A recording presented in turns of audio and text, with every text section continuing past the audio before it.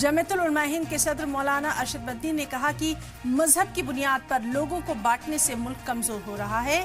جو ہو رہا ہے اسے دیکھ کر لگتا ہے کہ فرقہ پرست طاقتیں اسلام اور مسلمان دونوں کو ختم کرنے پر تل گئی ہیں، لیکن شاید انہیں یہ نہیں پتا کہ اسلام کا یہ چراغ کبھی نہیں بجھے گا، اور جنہوں نے اسے بجھانے کی کوشش کی وہ خود بجھ گئے.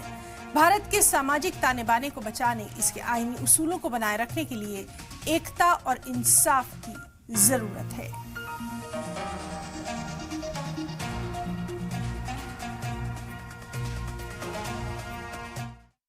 ہندوستان کے اندر کسی مسلم یونیورسٹی کا کوئی آدمی وائس چانسلر نہیں بن سکتا، اور اگر بنے گا تو اعظم خان کی طرح جیل کے اندر جائے گا، اقبال کی طرح اولاد جیل میں ڈال دی جائے گی. آج دیکھ لیجیے الفلاح کا کیا ہو رہا ہے، جیل میں پڑا ہوا ہے، اور کتنے سال جیل کے اندر گزرتے ہیں نہیں جانتا کوئی آدمی.